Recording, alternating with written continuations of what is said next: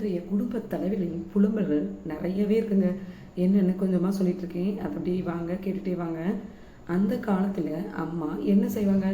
வீட்டை சுத்தமாக வச்சுக்கிட்டு குழம்பு காய் அல்லது இட்லி மிளகாய் பொடி கட்டி கொடுத்து ஸ்கூலுக்கு அனுப்புவாங்க. அவ்வளவுதான்.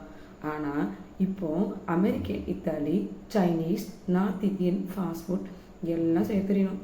School yoga class, dance class, drop and pickup பண்ண வண்டி ஓட்ட தெரிஞ்சிருக்கணும். இதுவரை யாருமே பார்க்காத செய்யாத நெட்டை நோண்டி பசங்களுக்கு ப்ராஜெக்ட் பண்ண தெரியணும். நாம் 10வது படித்த கணக்கை 3வது படிக்கிற நம்ம பையனுக்கு சொல்லி கொடுக்க தெரியணும்.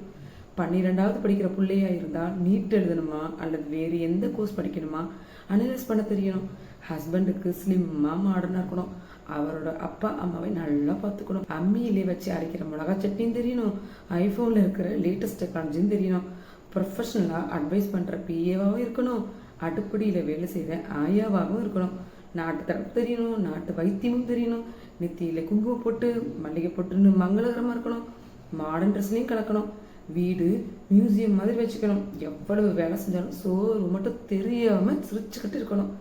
எல்லா வேலையும் முடிச்சுக்கிட்டு அப்பாடா போனை கையில் எடுத்தா எப்போ பார்த்தாலும் வாட்ஸ்அப்புன்னு பேச்சப் கேட்குற பொறுமை சரியாக இருக்கணும். இங்கே ஹவுஸ் ஒய்ஃபாக இருக்கணும்னா பின்னாலே 100 கை இருக்கணும். இந்த காலத்தில் தேவை அம்மா என்ற பேரிலே ஆளினால் அழகு ராணிதான். இருக்க பிடிச்சிருந்தா கமெண்ட்ஸ் நல்லா இருக்குன்னு சொல்லுங்கள் ஃப்ரெண்ட்ஸ்.